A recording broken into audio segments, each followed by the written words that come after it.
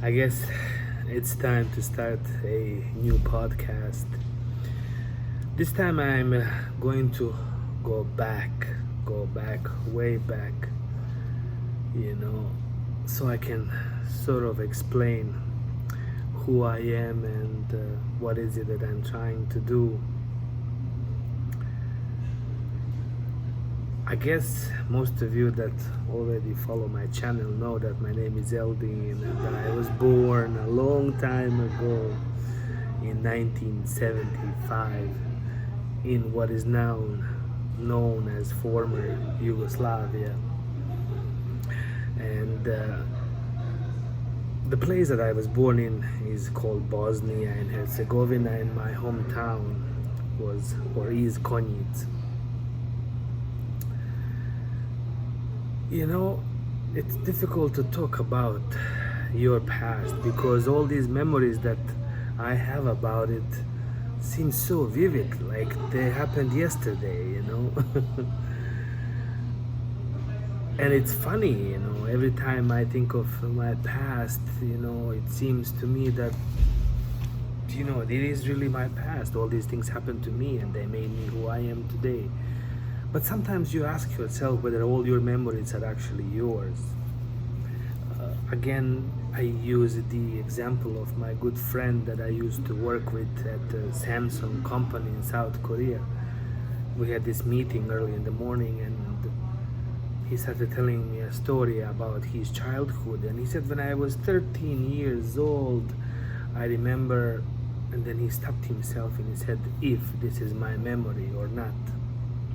He questioned himself, even though, funny enough, he was the head of memory division of Samsung Group, which employs like 30,000 people and builds these little memory chips that are in pretty much every phone around the world. So every mobile device around the world, regardless of what brand it is, has a Samsung memory chip. And it's amazing how much information is stored in this memory chip. When you think of our own lives, how we start with that one drop of liquid and we become who we are. All our information, the past, the present, the future, is within our DNA. Thousands of years of memories. So think of your own kind of past and your own memories. It's kind of funny, to pull yourself out of this huge thing that we are, the humanity, the universe. Nevertheless, I happen to be born there in this small town, and I'm going to start with some of my early memories. We lived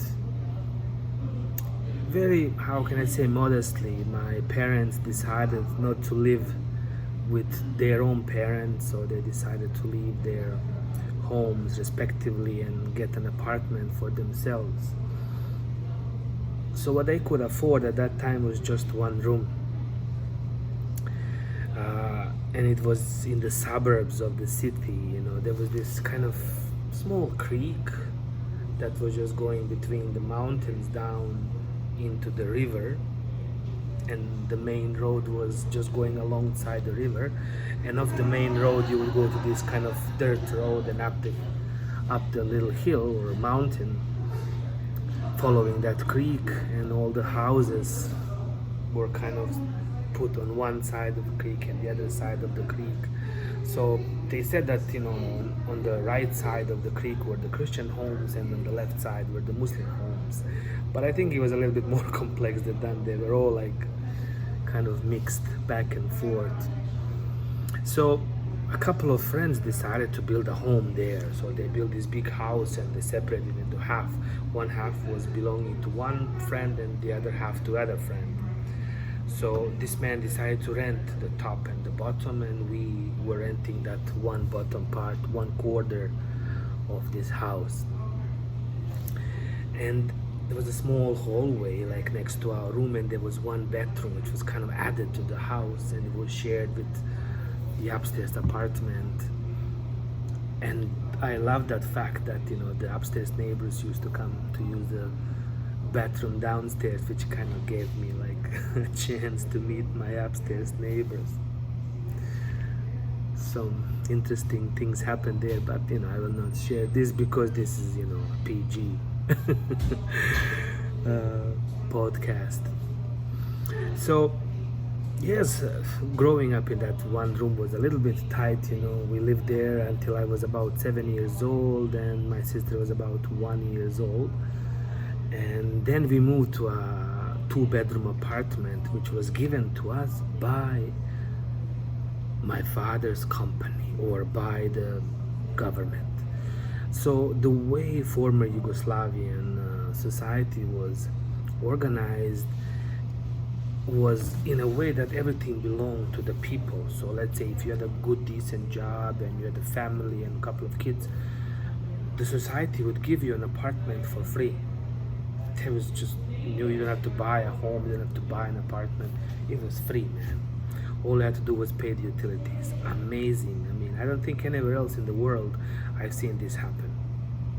It was such a beautiful society, honestly. They used to really take care of the citizens, because they realized that the most precious element in any society are their citizens. Unfortunately, to get that apartment, you had to get certain amount of points, and I used to joke with my own sisters all the time that the only reason she came about was because we needed extra 5 points to get an apartment. I hope she doesn't mind me sharing this joke, but it was an internal joke in our family. So yeah, it was a beautiful place to live. I remember that as a child I used to sit and watch TV, and I would listen to my father driving this small Fiat, 750 or whatever, Fiat 500 that you might know, up this kind of hill, and you could hear him like hitting every pothole, like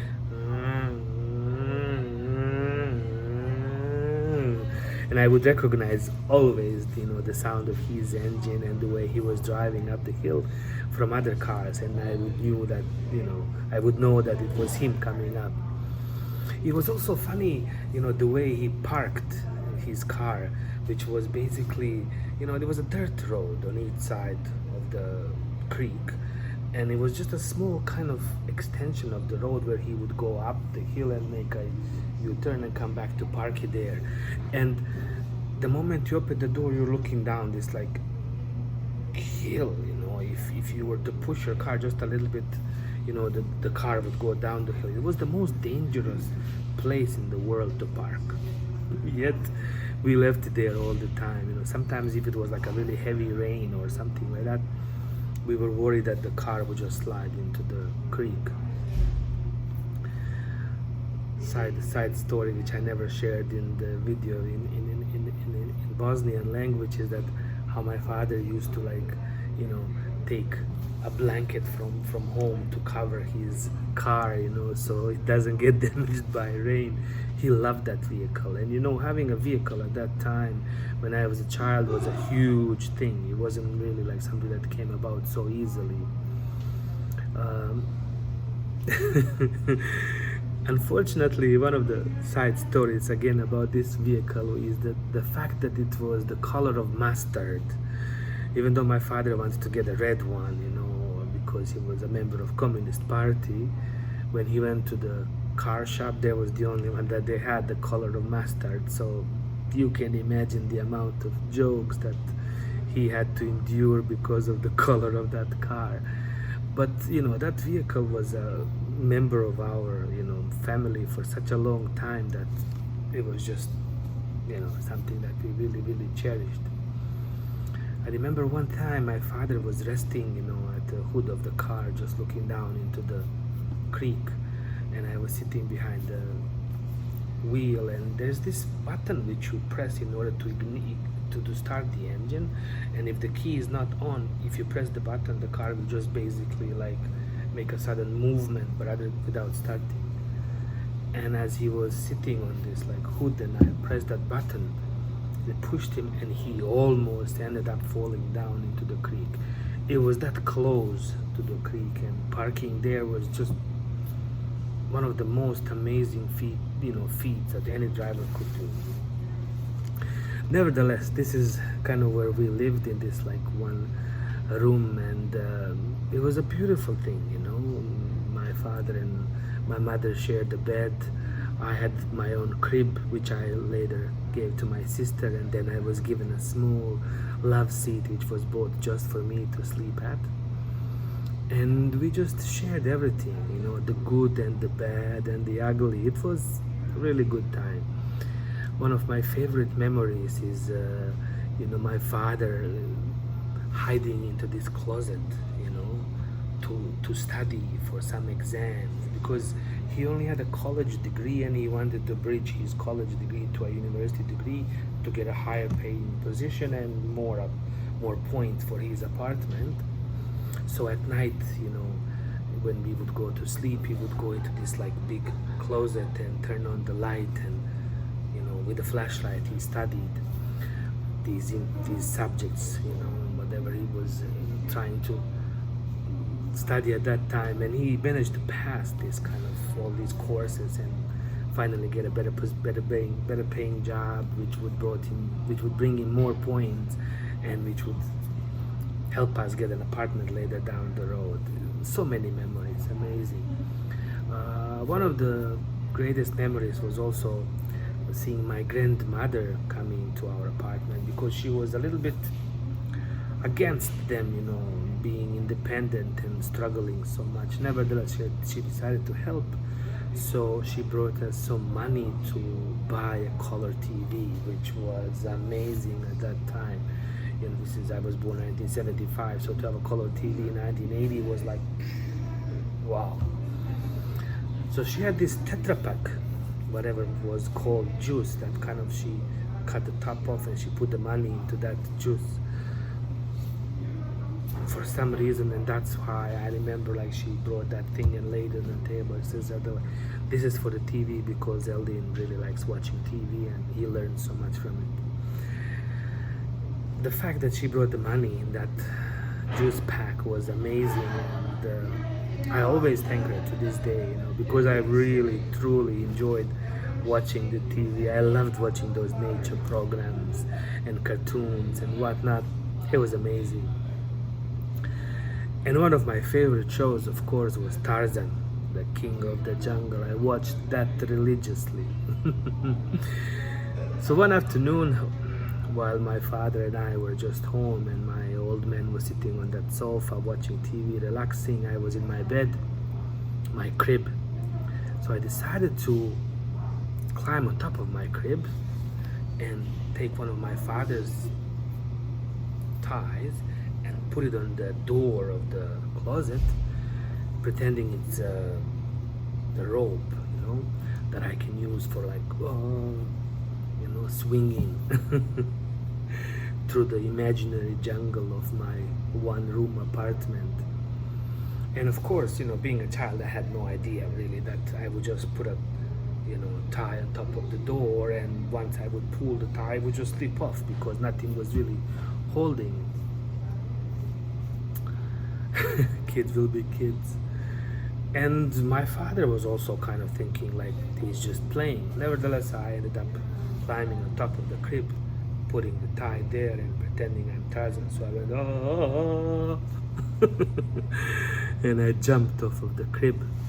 Of course, the tie slips off, and I end up falling face first onto the open drawer at the bottom of the closet, and of course, bang! I hit it straight with my forehead.